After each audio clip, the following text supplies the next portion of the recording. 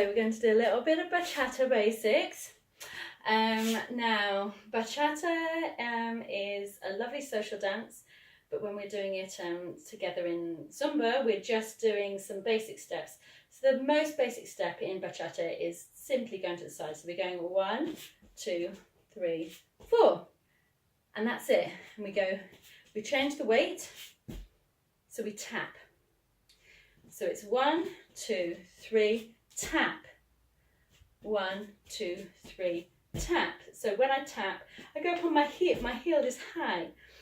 Being high, I can't tread on it unless awkwardly. So I know that I'm going to go back on it. So it's 1, 2, 3, tap. And we just repeat that over.